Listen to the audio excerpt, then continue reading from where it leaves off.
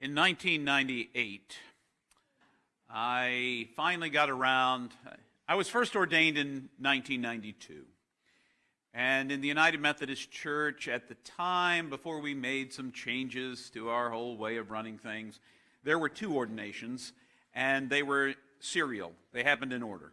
First, you were ordained a deacon, and then you served for a while, and then as a probationary member, and then you took some tests, wrote some papers, went before a bunch of committees, scared them with your stories, and provided you didn't scare them too much, but just enough, they let you in.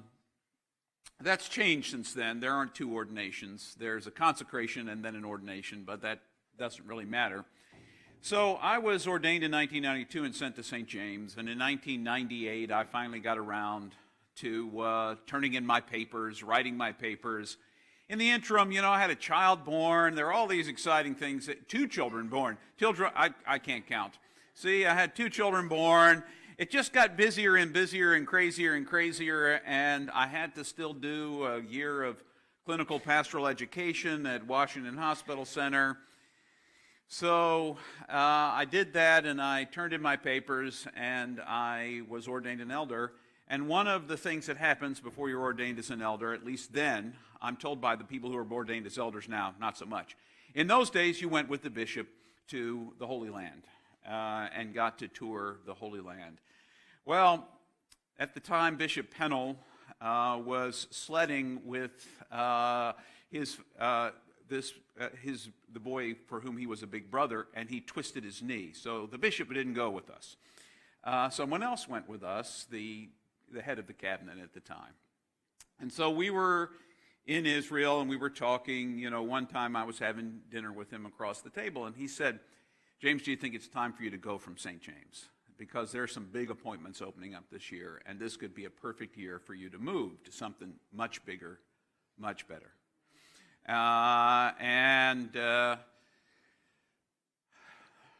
I was faced with a tough decision. I'm sitting across the table from this guy who's telling me, for the benefit of my family, I could make a big move and, probably get a big raise to a bigger, better place. Probably as much as a $20,000 raise to go to this next place. Now, ultimately, I don't want you to think I'm this great guy. Ultimately, I said no. Ultimately, I said that wasn't, thanks, but no thanks. I think that I'm where I'm supposed to be. The hard thing in life, I think, for all of us is doing the right thing. Doing the right thing. Today's call story is about doing the right thing. There are two people. I'm going to read a brief story to you. They're people you've never heard of. I doubt you've ever heard of this story in the beginning of Exodus. If you have, you're among the few. And it could be because if you've been at St. James long enough, I have preached about Shiphrah and Puah before because I love them. I love them. I love so many things about this story. We're going to take a look at Exodus chapter 1, and I'm going to begin reading to you in verse 15. The king of Egypt spoke to two Hebrew midwives named Shiphrah and Puah.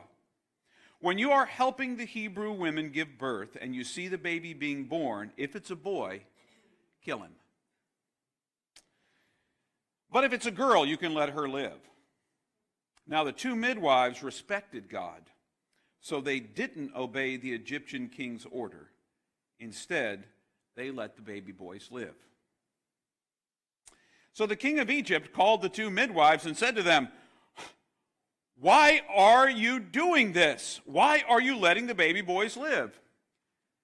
And the two Hebrew midwives said to Pharaoh, "Because the Hebrew women aren't like Egyptian women. They're much stronger and give birth before any midwife can even get to them."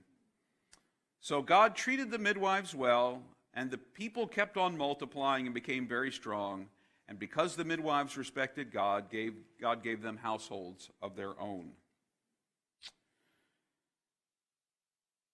It's very interesting just looking at this story. And if you're a master storyteller, and someday I hope to be, but I'm not. But the master storytellers of the biblical story were indeed amazing in the way that they told the story. There's something you should notice that we're meant to notice right away. There's a king of Egypt, perhaps the most powerful man at the time, and he doesn't get a name. In this story, he is unnamed. Nobody. You know, what, 3,500 years later, we don't know who it was, we don't care who it was, and we're not supposed to. Because no matter what his title was at the time, nobody remembers what he was about, except that he called into his office, or his throne room, or whatever you want to call, two of the lowliest people he could possibly call in. Two nobodies. They were women. Now, I don't think women are nobodies. But 3,500 years ago, no rights to own property, all, you name it, women were essentially childbearers. That's a good job. But that and cookers of the food, that probably, and maybe there were a couple other things. Teachers of the children, you think that's pretty important. But in any case, he calls in perhaps two of the lowliest people among the Hebrew people, whom he, by the way, has spent the first 14 verses of this, or at least part of the first 14 verses of chapter 1 of Exodus, if you go back and read it, saying how dangerous those Hebrews are. They're getting strong. We got to do something. We got to beat them down harder.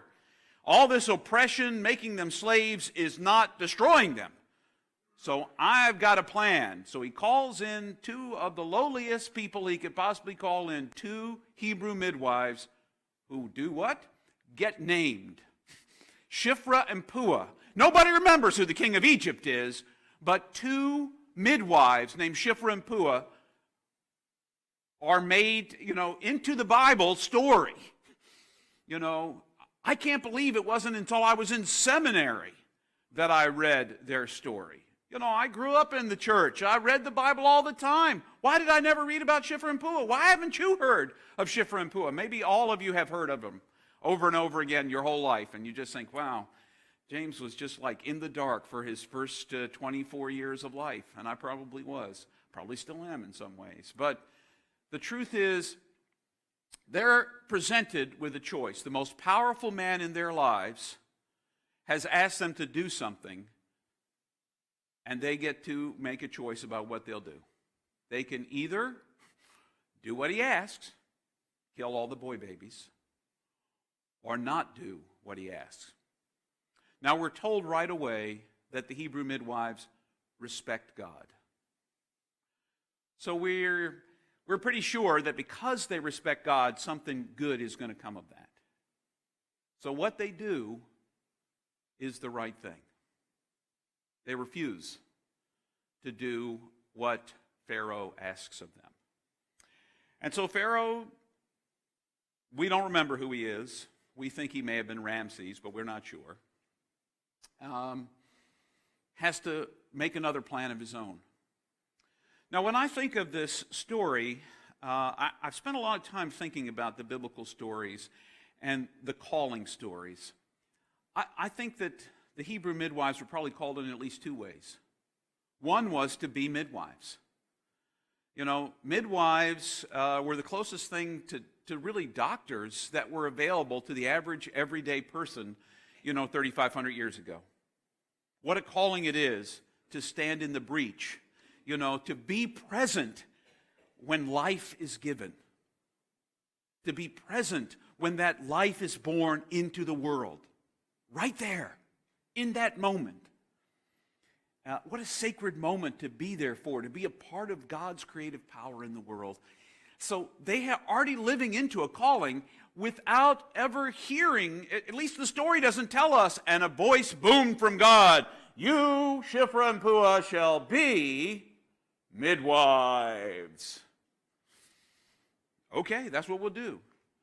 We don't hear a voice from God.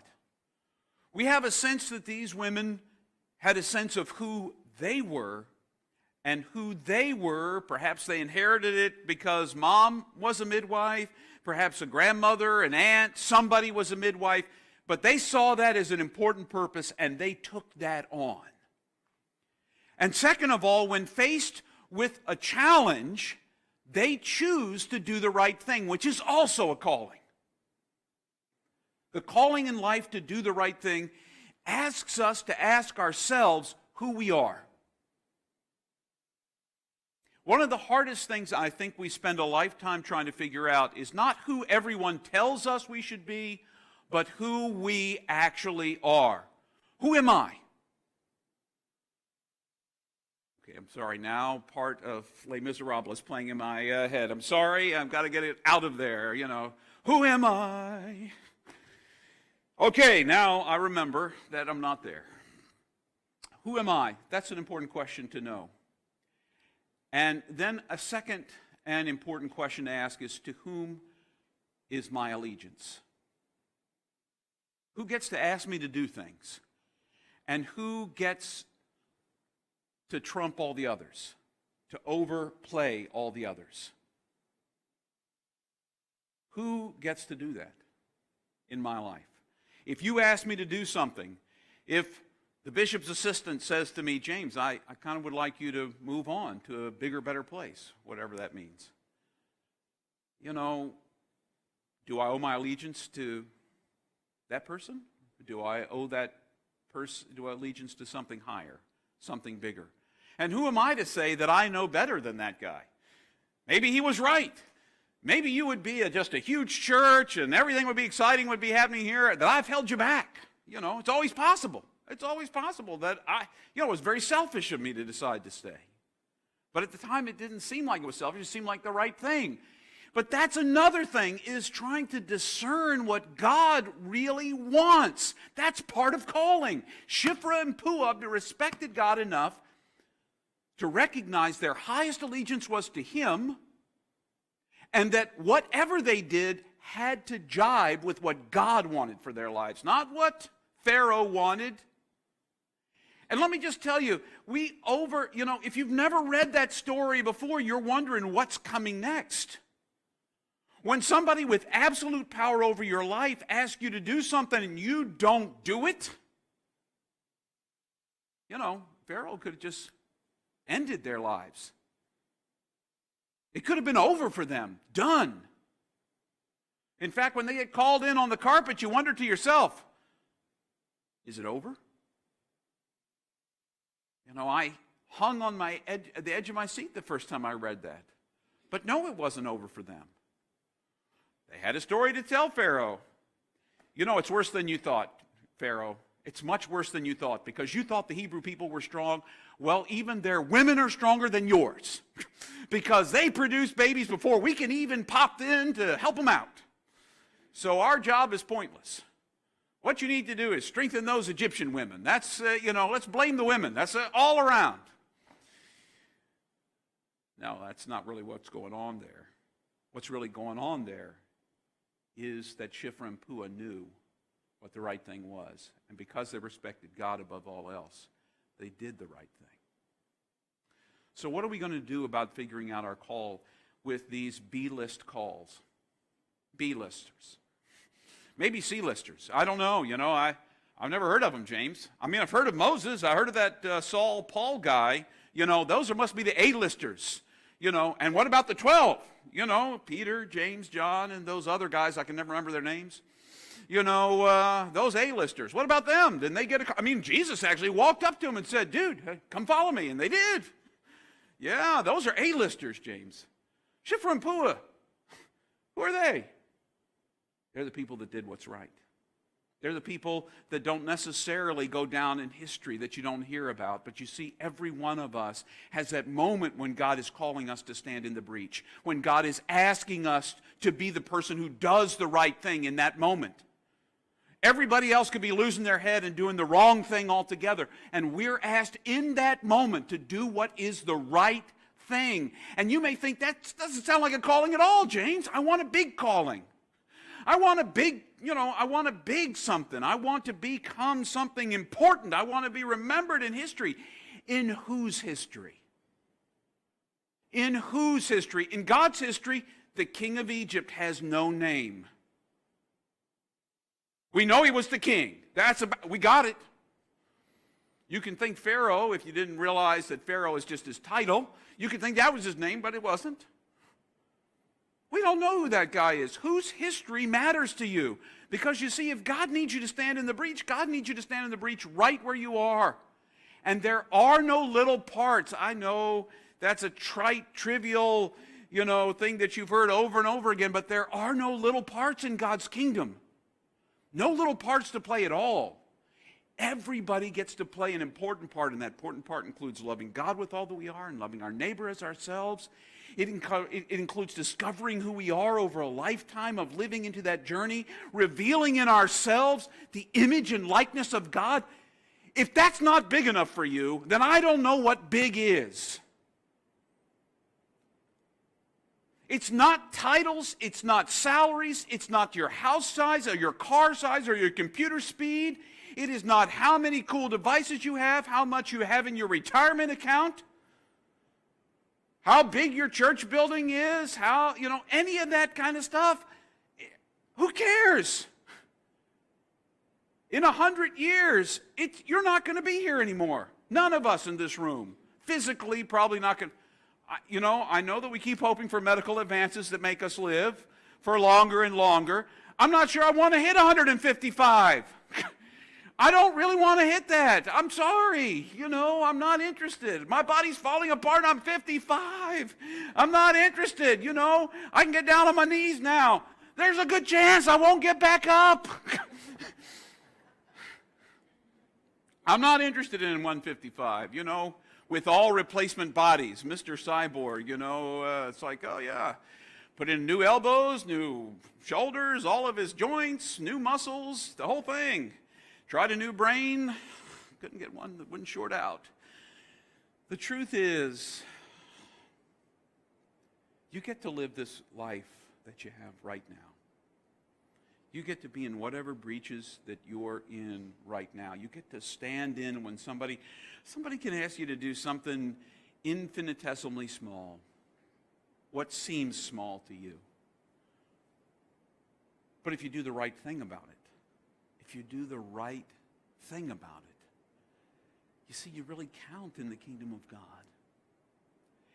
And in the end, the psalmist is right. Better is one day in your courts than 1,000 elsewhere. One day in your courts than 1,000 elsewhere. As president of the country or a senator or some big titled person, whatever that title is. Because in the end, who really cares? What God really cares about is the character and the way that you live out that calling in your everyday life.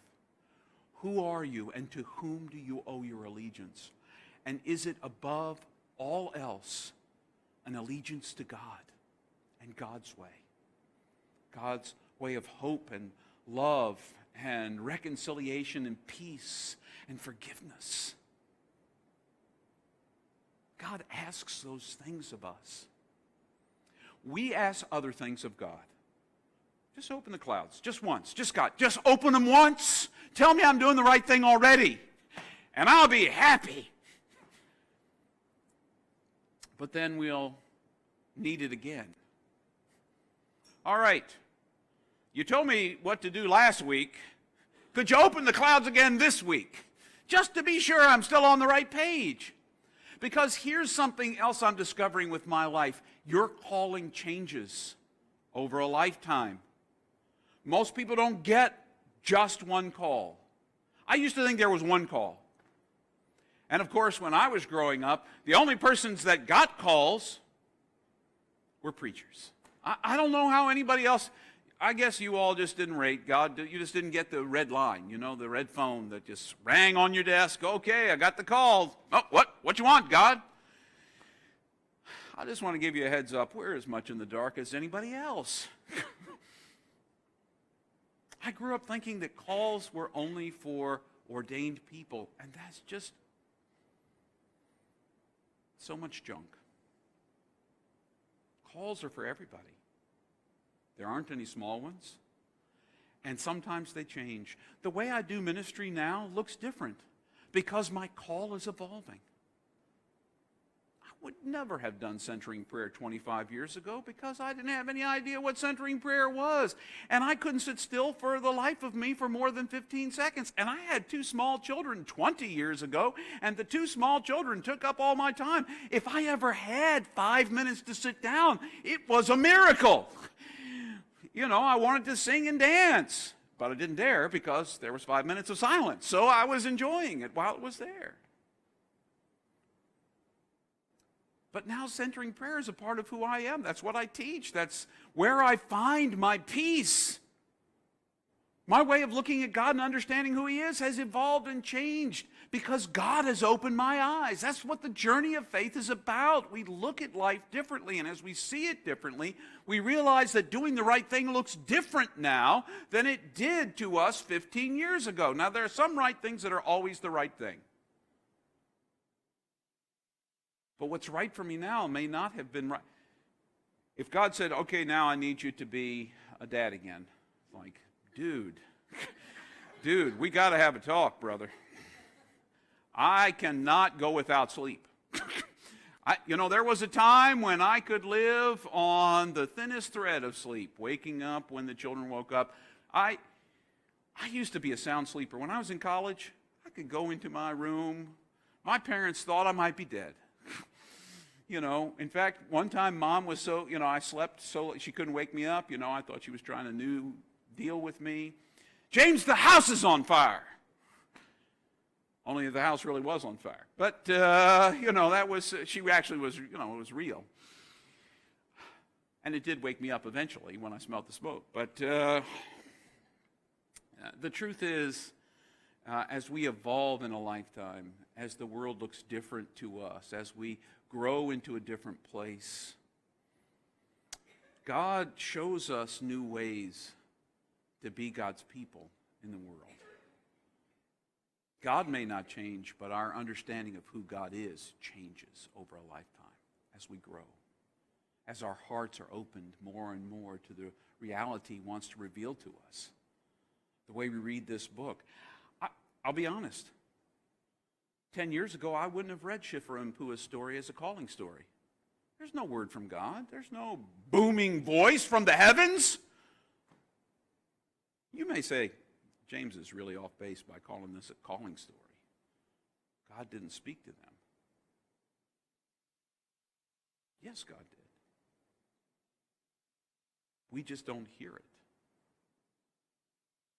Have you ever wanted to just hear God's voice once? Just once. Literal, auditory hearing. Hello, this is God. Yeah, right. Yeah, right. That would be my first response. Skeptic that I am. Sure. Yeah. Okay, Josh, what did you rig in the house now?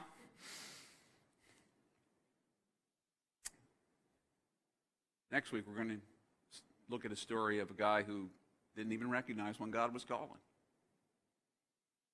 And he got an auditory voice. But that's next week. That's next week. Sometimes you don't get an auditory. You don't get a loud bloom. You don't get the clouds splitting as much as you might like them. What you do get is a sense of what's the right thing to do, a sense of who you are as God's person, who God wired you to be. And then you just have to live into that. If you're called to be a Hebrew midwife, by all means do it. Probably a lot of you have got some challenges. First of all, you're not Hebrews, but I have a good friend from college who's a midwife. But be who you are. And maybe the first thing for you to do in order to live into God's call is figure out who that is. Who are you? Who did God wire you to be? What does God want from you? And then you have to choose this day. It's the same choice that Joshua gave to the people getting ready to go into Israel. Choose this day who you serve. Joshua said, but as for me and my house, we'll serve the Lord. Choose this day who gets your top allegiance.